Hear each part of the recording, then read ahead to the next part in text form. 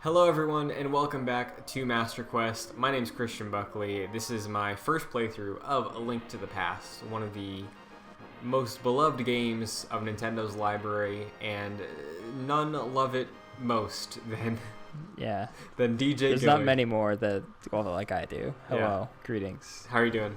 I'm doing great today. That's good. Very tired, but as always, we'll make it through. We will. And it's always a nice week if Zelda is on my mind, and what's been very nice about this show every week is not only having dedicated time every week to play some Zelda, I've just been thinking about Zelda nonstop. Yeah. I've been having a weird thing with doing this show that, like, when I was a kid and playing all the old games for the first time, there was like 2-3 years where I was always playing a Zelda game, and like I was so in it, and then like I finished it, and then I didn't move on, but like it was a part of my life I don't think about all the time anymore. But now I'm always thinking about Zelda again. This is like my favorite series. Like, this is great. I like it. Yeah, it's very nice, and with maybe a new Zelda coming on the horizon soon, hopefully. I might coast on a couple other Zelda outlets between now and then. Very nice. This week we are picking up where we left off last week with Turtle Rock. Indeed. So, very cool name. Yeah, gotta say it is a cool name. And do you remember last week I said I had high expectations for Turtle Rock as a name? Okay. Did they meet? So, no, but I don't know. I don't know why I didn't realize what was going to happen as far as what the dungeon was on the outside.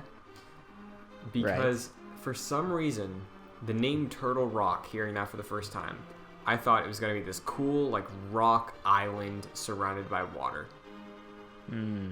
Yeah, no. That would make sense. Yeah. Maybe where you're getting... Have you played Majora's Mask? No, yeah. right? I haven't finished it, but I played it, yeah. Okay, because I was just thinking about that cool turtle in the water. Yeah. And I was like, maybe that's where your brain kind of dug that one out from your subconscious, but I don't think that's a dungeon, though. Is it? It's been a while. I don't think so. It's by the lake house with the fishing stuff, right? Yeah. That like weird scientist dude. Yeah. But this is not that, and I didn't realize it until I saw the face of the Turtle Rock, because I was like, it didn't connect. Like, it didn't connect that I was at the peak of Death Mountain and I wasn't going to a body of water, and I saw it and I was like, oh, yeah, okay, a rock that is a turtle. That makes sense. Yeah.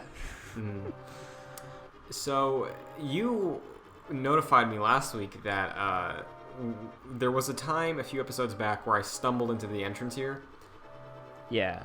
And was it not this one, or was it this one? No, this was it. Okay. So to get up there took a little bit of navigating through Death Mountain once again, and when I got there, it was like a bit of a journey. You know, it wasn't anything crazy, but I started at the spawn point this week, and then I got to Turtle Rock, and I saw that I needed the Quake medallion. Right. And I forgot I needed that thing.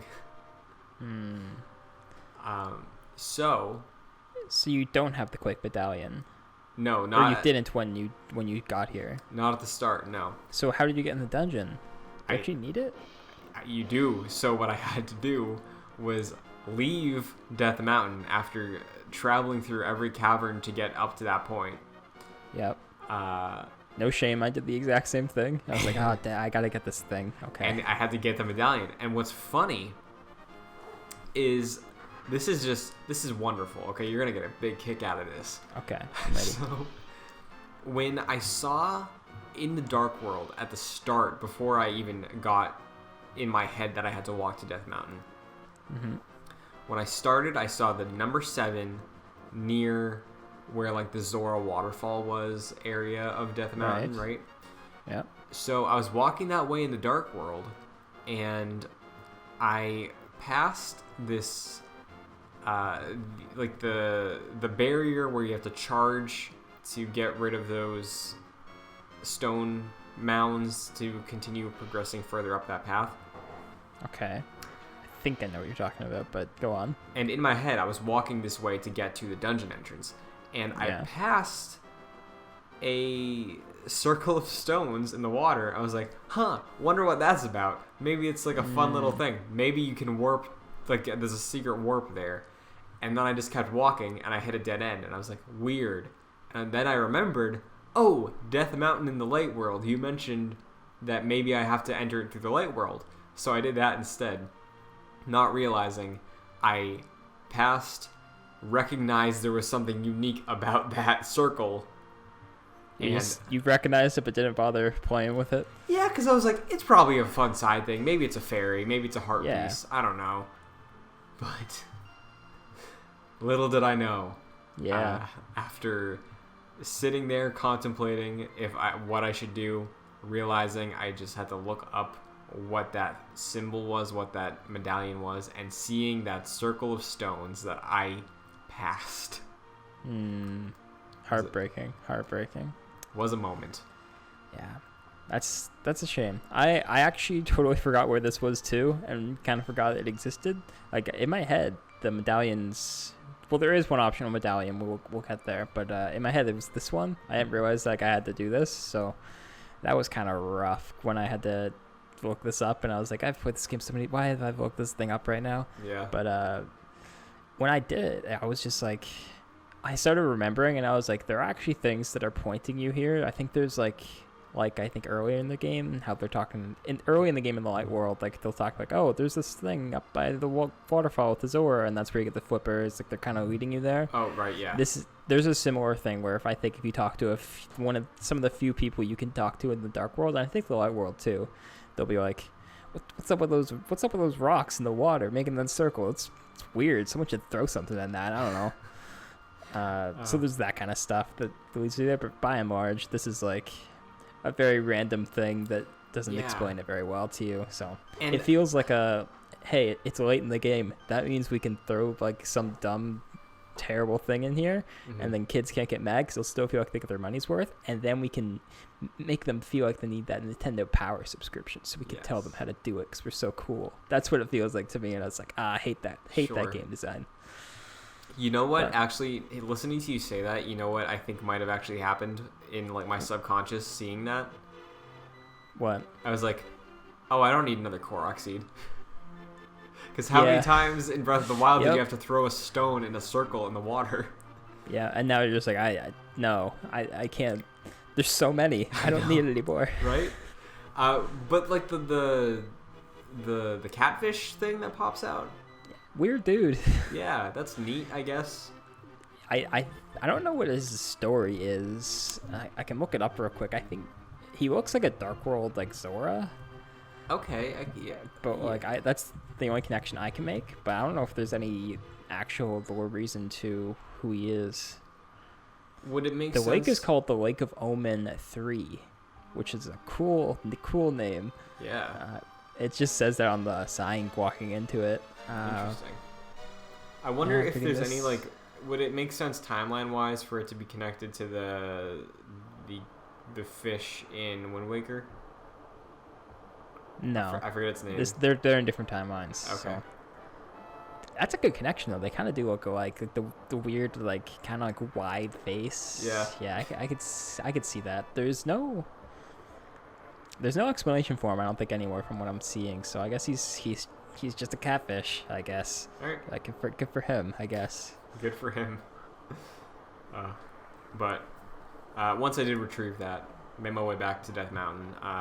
Went through the tunnels and caverns once again, and when I was around there, I walked around a little bit. Saw Lionel. Right. Yes. This is a good enemy that we could bring up. Did you recognize that was a Lionel? Yes, I did.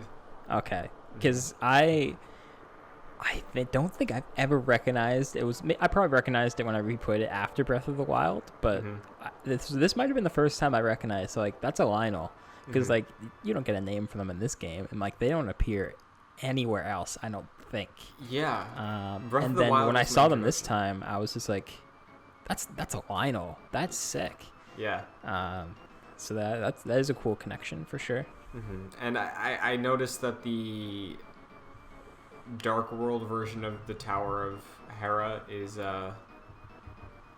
all lit up, and I'm assuming that's the end of the game. Yeah. Yeah. Yeah, it is. Okay. So I it marked it on your map for you. If you open up your map after you finish the last one, it points you there. So cool. Well, yeah, I saw it before I entered the dungeon, and that's where I found the Lionels. But yeah. Lionel's kind of surprised at the lack of challenge. I don't know if it's just because I was associating with Breath of the Wild Lionel's or what, but they're probably one of the harder enemies in the game anyway. So I guess, but they're not mini bosses for sure. Mm-hmm.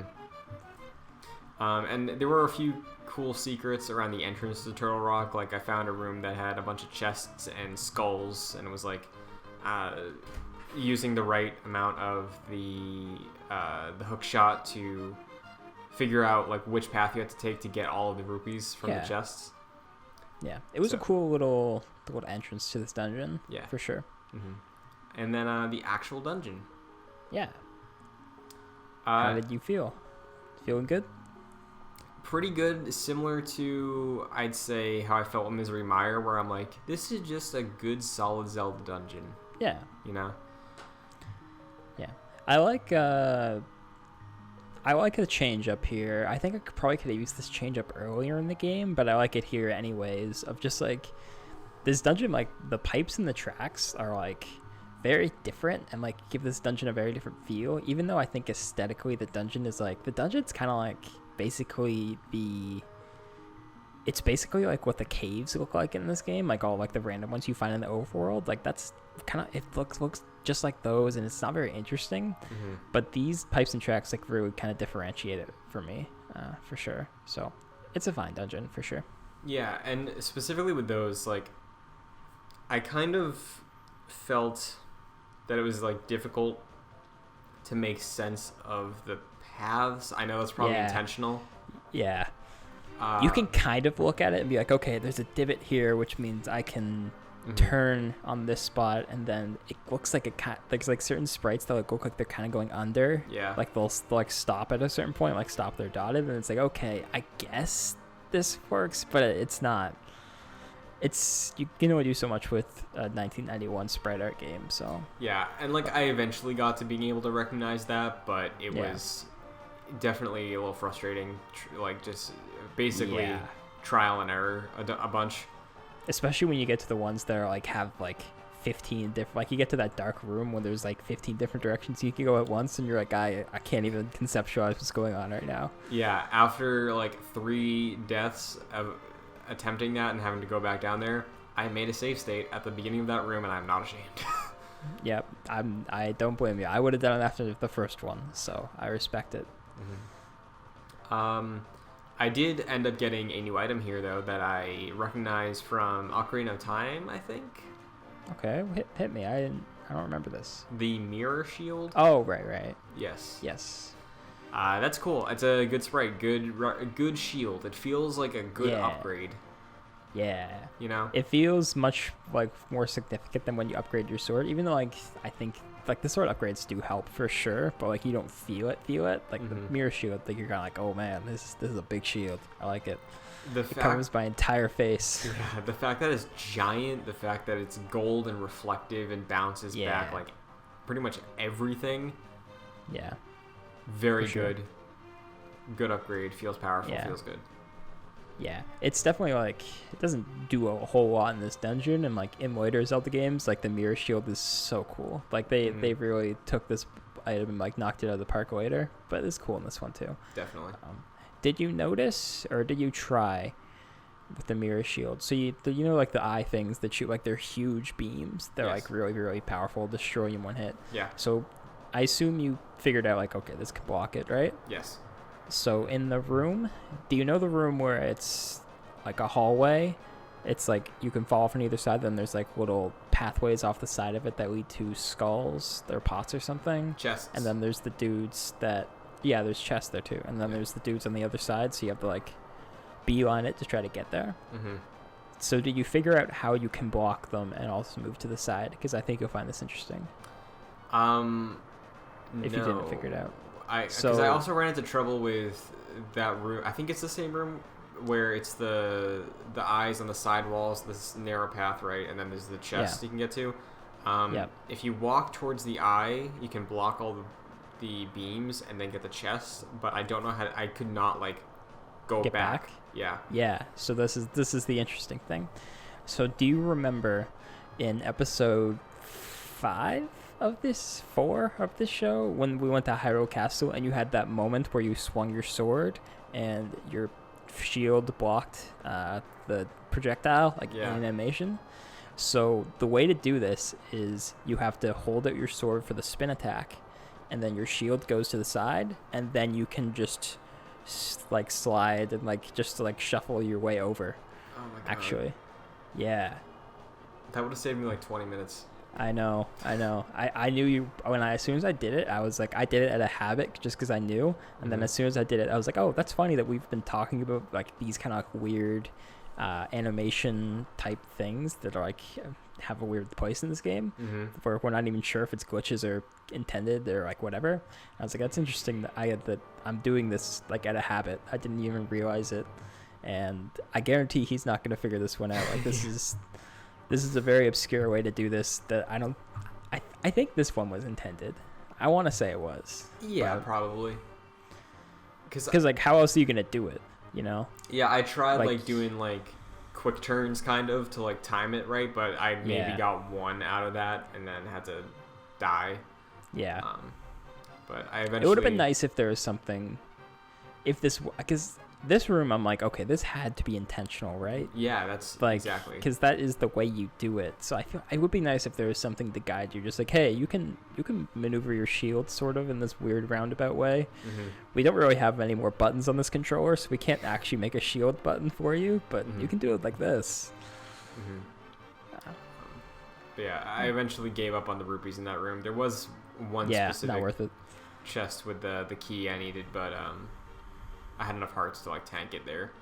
Yeah. So, but yeah, other than that, dungeon was solid. I thought it had a unique element to it because we hadn't seen anything like this in terms of the tubes and transportation elements. Yeah, the tubes were cool, just as a way to getting around this dungeon and not really know where you're they don't confuse you that much, but they're enough where you're like, okay, how do I get here? How do I get to that room going all the way around like this? It wasn't enough where it's too confusing and you can't figure it out, but it was fun.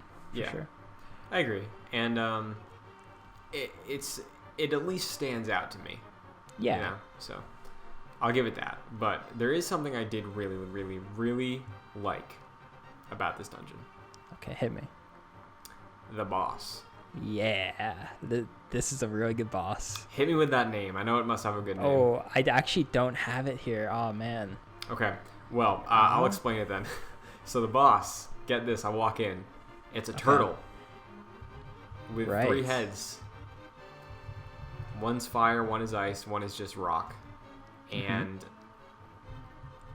it's funny because at the beginning of this dungeon, there's a Sasha panel.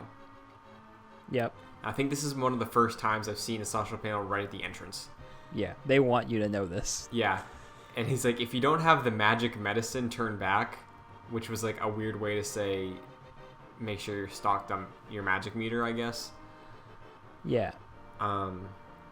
So walking into that final boss room after planting the cane platform, which uses magic meter, walking into the room, realizing I had to use both the fire rod and the ice rod to destroy this boss. It was a good challenge. Didn't take too long once I was able to avoid the extending head, but it was one of the more mechanically interesting bosses we've fought so far, I think. For sure. It finally pays off the beginning of the game when they're just like, hey, you should go to this place, there's a cool item there, and then you get it and it's the ice rod, but you never need it until this boss. Yeah. It's a cool way to finally pay that off. And I love that idea of like the fire rod and the ice rod. You didn't use them throughout this dungeon. Like you just kind of got to be on it when you get in here and be like, okay, how do I do this? How do I figure this one out? Which is, I think, my kind of preferred boss design over the, hey, you've been using the bow and arrow a lot in this dungeon. Guess what you got to shoot the boss with? Oh, he's got a big glowing eye. Like, I much prefer this design. This guy's name is Trinex? Trinex, yes. Okay. Not great. Oh, no, is it? Yes, it is. Okay, it is. Yeah, so, he's no Helmasaur King, but he's a fine name for a boss. Yeah. In my notes, I wrote down this boss is second to Helmasaur. Yeah, I think it's close. I think it's close for me, but I'd put Helmasaur just slightly above. Yeah. One thing about this boss, I'm sure you probably missed, because I did this for the first time today. I was like, oh, I didn't even, or maybe I suppressed it and I didn't remember, but I'm pretty sure this is the first time I figured this out.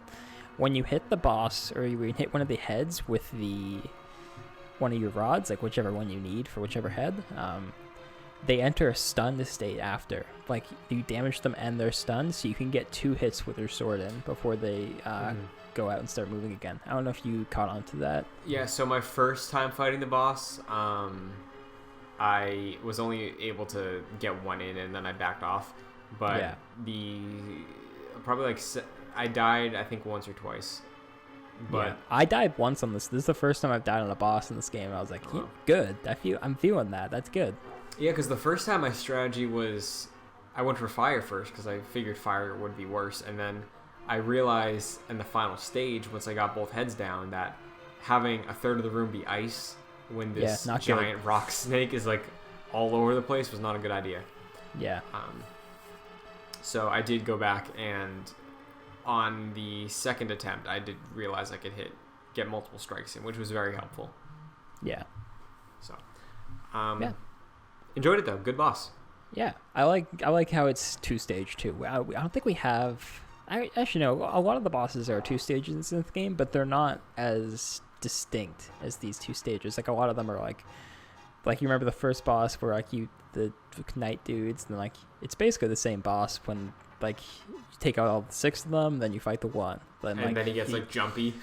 Yeah, like, and it's stuff like that where it's like it's effectively the same thing, but this is like you think you beat the boss, and then no, like this is an entirely different kind of fight, which is like the good version of Troll Dorm, where you're not getting knocked off all the time. Like it's a cool boss for sure. Yeah, I definitely drew that comparison during the fight. Yeah. So yeah, I'd say it's the highlight of the dungeon for me. Yeah, for sure. And then lore time. I do have some notes about some questions we had. Okay. From last week. One of them gets into the timeline, which I'm sure you'll appreciate. I'm here for it. I'm excited. So first off, I had 2 questions on the subreddit post I made on r/TrueZelda, and people were kind enough to respond. Thank you. The first question: what is stopping Ganon from already having the Triforce? The second question: if Ganon needs a link to get the Triforce, the dialogue said, the courage of the knights and the power of the maidens, why isn't he actively pursuing us? I think those were the 2 main things that we fell down on last week. Yeah, for sure. So the first question: he already has the full Triforce. That's part of the backstory. He got it and then was sealed into the Sacred Realm, which became the Dark World. Right. And that's why it's the Dark World, because like he has the Triforce and they got to get it out of him, you know. Right. Okay. So that gets explained in Ocarina, and then later Ganon gets sealed, and then that's where you've talked about the Sacred Realm, the Dark World, like fighting the imprisoning war. Yeah. That takes place after that.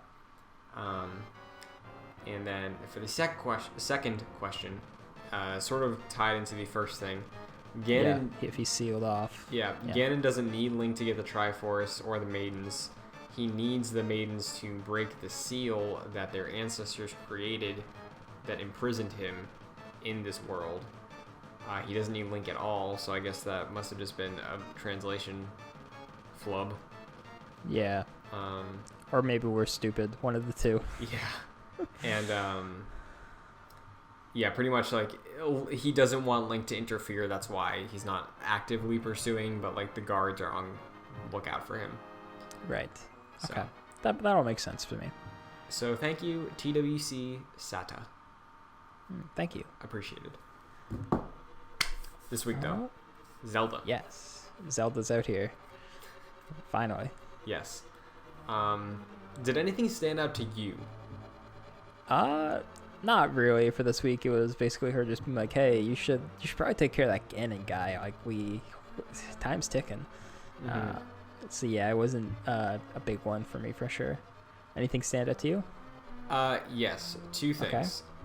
Okay. She said Ganon awaits in the tower to enter the light world. So again, with the information that we've learned in mind, yeah, imprisoned here. Yeah, seeing that he's awaiting to enter, I guess maybe that's in line with everything else we just went over. Mm-hmm. In reference to that, she mentions A Link Between Worlds, and then I wrote a little winky face. Does she? Yeah, she says. I completely missed this. Yeah, she says she might say The Link Between Worlds, not A Link Between Worlds. That's maybe. Awesome. Yeah. That's awesome. That reminds me of in The Force Awakens when Snoke says refers to Luke as the Last Jedi, and then you go back and watch Force Awakens, you're like, oh man, that's so cool. Yeah, but that is fun. I always love that kind of stuff, especially when it's retroactive. Mm-hmm. Yeah. So I appreciated that, even though I haven't played that game yet. Yeah. Seeing that reference, I was like, I see what you did. And I don't know if this is like, again, just a weird translation thing, or if this is just redefining my deep, long view of Hyrule. Okay. Zelda tells Link that he has to return peace to the country. And for some reason I got Metal Gear vibes. I don't know. I was like, the country? Hyrule? Okay, we're a country now. Okay. They're so weird about that stuff. Like, there are certain games where it is referred to as a country, and there are certain games where it's referred to as like a land. Like Ocarina refers to it. They don't say specifically country, but they allude to there being a world outside of Hyrule, which is like, it's so fascinating. Like, what's going on out there? Like, wouldn't Ganon want to conquer them too? He's got the ultimate power. Like, he could do it. Mm-hmm. I want to see them do something with that. Well, like either just say, hey, Hyrule is just the world. Like, there's nothing beyond it. Like, I'm fine with that answer. But if you keep alluding that there's more stuff, I'm curious. Let's explore it. Yeah, because to my knowledge, it's always been the Kingdom of Hyrule. That's what it goes to in my head. But like with something like Termina, or like, I guess the Oracle games, would those count as like not necessarily Hyrule? Yeah, that's where it gets interesting, because I'm pretty sure those are like Link voyaging off and just finding those lands. Mm-hmm. So like there is an outside world, right? And I'm pretty sure that's how that works. And like Link's Awakening also alludes to that, not in the setting, but like at the cutscene at the beginning, right? Yeah, because like Link's on that voyage. Yeah. So it is fascinating. It is. I agree with you. It's very interesting to think about the implications. Imagine like a Zelda game where it's like another country is invading. You'd be like, what? And there's like new enemy types and like new weird races. Like that'd be cool. That'd be very cool. That would be interesting. I'd love to see something like that. I wonder too if they could like really blow up the scale of it, and not necessarily go like a Game of Thrones route with it, but like I feel like you could get really interesting with the lore of the races and have Hyrule just be like the weird elf, Kokiri, human realm, and then like bring in the Gorons from a different country or something like that, like have their own land. That'd be cool. Yeah, like imagine if it was like Hyrule was kind of like the melting pot of like all these different races, and then you sail off to another country and it's just a Goron country pretty much. Mm-hmm. That would be interesting, and like it would basically replace what you imagine, like what are traditionally like the different segments of Hyrule. It's like, here's, you only visit the one segment, but we're gonna have these other ones around. You know, be interesting. You have to blow up the scale a lot. Yeah. But yeah, that'd be very interesting. And yeah, just seeing, I thought it was funny, but like seeing that sort of perspective this early in setting up the lore for Zelda, seeing it referred to as a country and not like the end all be all, I thought was really interesting. Yeah. So other than that, though, Zelda basically gives me the same kind of spiel. Yeah. I was kind of expecting a little more from her. Yeah, because you once you see her, you notice like, oh, this is not a normal maiden. Like, oh, this is where Zelda is here. Okay. Yeah. And then she just basically tells you to do the thing. So it's whatever. We'll get more Zelda. So just don't worry. That's good to know. Yeah. Because next week is the final boss, the final stage. So we do have another full dungeon ahead of us. I will let you know that. It's not like a, hey, go fight the boss now. It's, hey, go here, and then we got a dungeon. So that will be fun for sure. But since we're wrapping up, we're going to take a quick moment, a quick aside to talk about some of the things that you may have missed during your playthrough. Some things I missed. I missed both these items too this time. I didn't bother going to get them. So the two items we'll start with the heart pieces. So the heart pieces that you missed, so you got 8 at least. We checked that with your heart containers. There are 24 in the game. So they're just kind of like, I've never done a full 100% run. I've always kind of wanted to, but I've never done it before. So they're just kind of like hidden in the places you'd expect. Just like, oh, hey, you blow up that wall. Oh, there's a cave with the heart piece there. Like, you probably remember something you missed. They're like, oh, there's probably something here. I need a new item or something like that.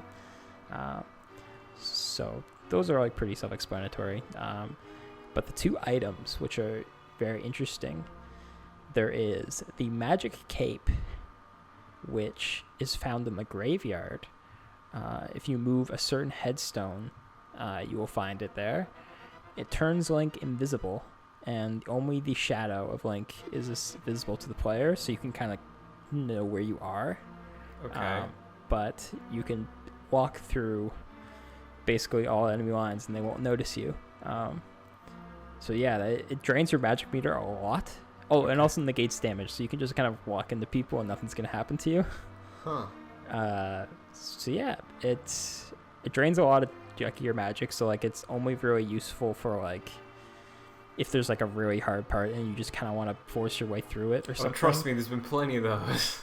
Yeah, and you can't even do it for like if you want to like walk through like an obstacle or something, like for those like eye things, like you're still gonna get hit. It's just gonna negate the damage, so like you kind of gotta, it's only really useful when like, oh, there's a room with like too many enemies, I don't want to do this, and you just walk right through. So that is one of our items. Do you feel like you missed that? Do you feel like robbed? It's whatever. I don't feel robbed because like it's something I was able to end up like brute forcing through if I needed that scenario. Yeah. And I could like tank spikes, you know? Like if I had to, there was a chest I think in last week's where I just walked over the spikes and took it. Yeah, you can do that. But like it would have been helpful for that one room in the ice dungeon with all those enemies, you know. But, yeah, all those penguin dudes. Yeah. So that would have been helpful. They were called something cool. I can't remember what it was. It was like penguigators or something like that. Yeah, something like that. But interesting, it was in the graveyard because early on, the first few weeks, I was going to the graveyard a lot and like seeing like what I could do, what I could pick up, and I don't think I ended up trying to move anything. I just tried lifting things, but yeah, interesting because I know Ocarina has the graveyard. But. Yeah, I can't remember if it is like you need I think it might be like the one headstone that's behind the rock that is like the level 3 Titansmith rock. I think so. I think that's where this is. So you can't get it till very late in the game, but it might actually just be like a random headstone that you just push, and it's just like, oh, stairs. Let's go under here, and then you find it.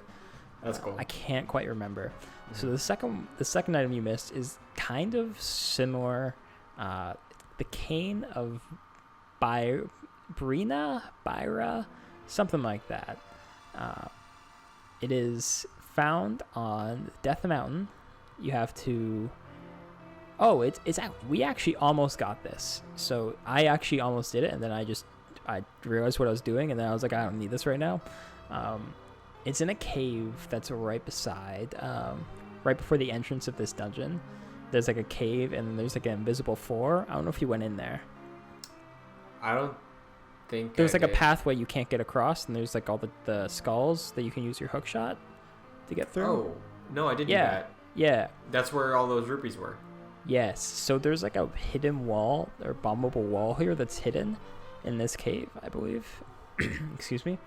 And if you go in there, you find the cane of Brina that is basically, it halves all damage taken. When it also takes magic power again. Oh, okay. So it's not like it's not like a Boommail where it takes half again. But it looks exactly like the red cane, the cane of Somaria. Except it's blue this time, and you just use it, and it's like, oh, okay, I'm half damage again until this runs out. Okay. So, yeah, another like random little item that we got here. Mm-hmm. Yeah. So you said you had 3 bottles, right? Yes. I'm trying to think which one. You got the under the bridge. You got the first one, and you got which other one did you get? Do we know what the 4 options are? I will pull them up real quick. Okay. But because I definitely remember the salesman in the bazaar in Kakariko, got one from him. Like you said, the bridge. Yes. Oh, so the other one is just in Kakariko. Remember, there's the like the bar that you go into, and then you see the chest on the other side. Then you go in like the back entrance. Yeah, I got that one. So the last bottle is going to bring us back to the old man, the random middle-aged old man that the should not pay man. any attention to you. So how do you get this from him? You need to get your sword time. I thought I tried everything. Do I have to like use the earthquake Nero or something? I'm looking here. Nothing phased him. I tried everything. I tried spinning. I tried throwing rocks. I tried bombs. It doesn't say here. I can't. I think it might be the earthquake. Now that you say that, I think that might be how you wake him up, and then he's like, "Take this bottle, please." If you want, you know what? Actually, we'll both do it for the next week before we do the final boss, because we talked about this the entire way through. Yeah. Just to see what he says. I'm curious because I can't remember and I can't find it here. So let's do that. Sure. But yeah, those are the few upgrades that you missed on your journey. Not a lot, but worth mentioning. Not bad. Yeah. Honestly. And the other medallion. Yeah, I missed the last medallion too. Right. Do we know what that one does? I'm sure you know, but... Yeah, so you have the one that does the earthquake, like Aether, that does like the weird electrical beams, right? Or like lightning. Then you have the one that like drops bombs over, or not drops bombs, but like explodes basically. Do you have that one? No, I don't. Let me pull up the medallions real quick, because I think that's all it does. It just kind of defeats all enemies on the screen. Interesting. And it just kind of blows everything up. I think those are the 3. Because there's Aether, Bombos, and Quake. Yeah, so I don't have Bombos then. Okay. What does Aether do? Aether's the lightning. Aether's the lightning, yeah. And Quake just makes a quake. Yes. It just shakes the screen. Okay. And both of those were the dungeon requirements, so... Yeah. There's definitely not...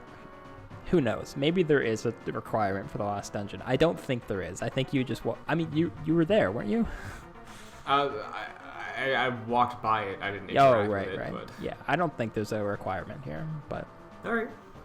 We'll see. Yeah, so those are some skippable items. They aren't that cool, to be honest, but they're worth mentioning for sure. Yeah, definitely. Interesting that none of them, to my knowledge, have ever came back. Yeah, like the canes have never came back. Like they've basically just been kind of rods from there on out. Yeah. Um, And like the Titan's Mitt, right? Or this is the gauntlet, or like the bracer, right? In Skyward Sword. I think so. Yeah, that's the one where there's like a weird digging. That's actually a cool way to do it, where there's like some weird like underground sections. Yeah, that was interesting. I think the Titan's Mid's definitely in other games too. It's in Link's Awakening. Oh yeah.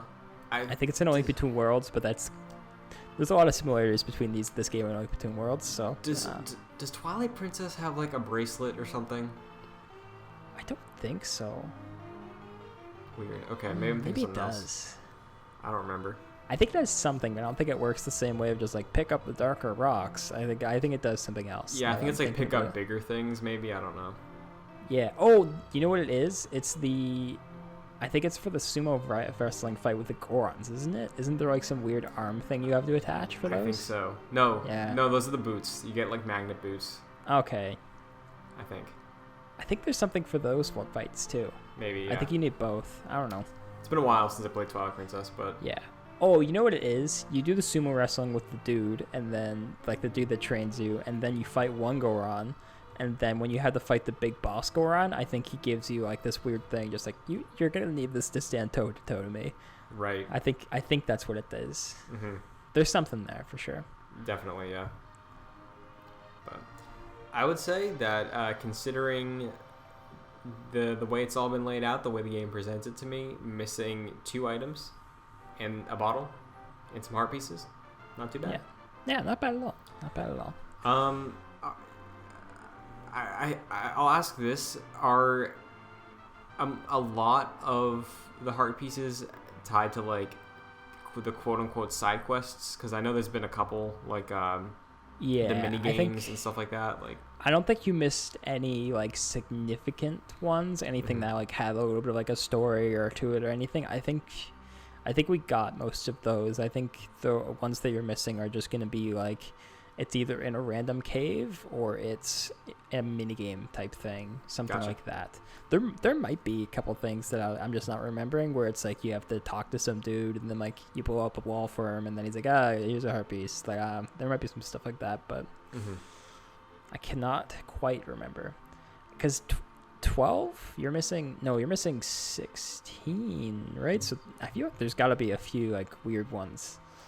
Probably. Like, I don't think I did the archery game with the gloves in the Dark World. I don't think I did that. Yeah, there's definitely a heart piece there. All of the mini games that you see, just there's a heart piece there. Yeah, pretty much. I think I gave up on the shovel one too, where it was like a timer.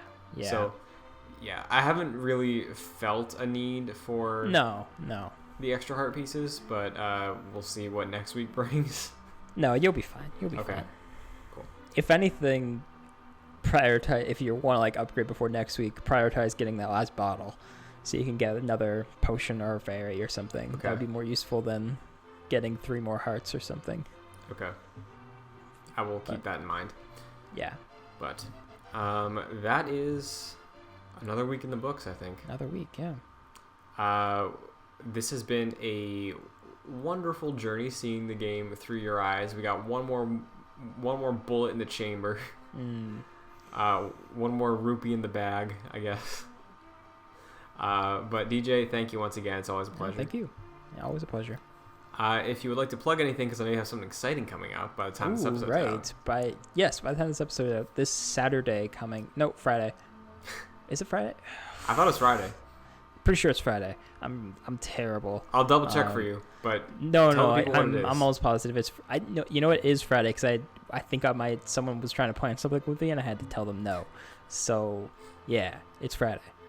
We're doing a one night only Cantina Conversations live podcast, Quarantina Conversations, because Jackson and Will are in quarantine. They're not sick. They're just not working or working from home, doing that thing, bored out of their minds pretty much. So we're coming back for a one night only, a little update on our journey through the Clone Wars. I guess I should mention Cantina Conversations, Star Wars podcast that we stopped doing and we took a little break.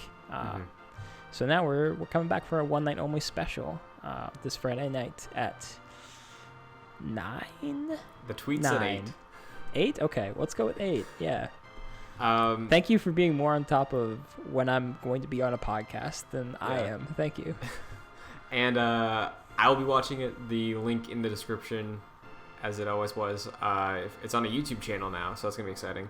Yeah. So be sure to check that out if you are free Friday night. And I'm sure there's going to be a VOD of it as well after. For sure. And you want to plug your Twitter? Yeah, sure. At DJ_Gillard. Very nice. I'm hoping for a big Animal Crossing turnip stock price tomorrow. I think on the path I'm on, I'm going to get a huge number. So I might tweet that out and bring some people into my town tomorrow morning. Maybe. But good to know. That is good to know. Yeah. If you want to follow me on Twitter, it's at Chris N. Buckley. The same as my Instagram. If you want to keep on top of JoyClicks content, like this show, other shows, streams at JoyClicks on Twitter is the place to go. I will also be tweeting when I'm doing streams during the week. If you enjoy this show, it is on podcast services like Apple Podcasts, Spotify, Podcasts, any other podcast platform that you would like to listen to us on. It's probably there.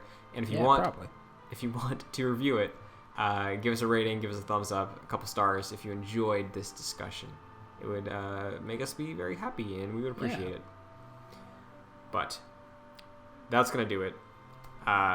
The Trinex is not king, but...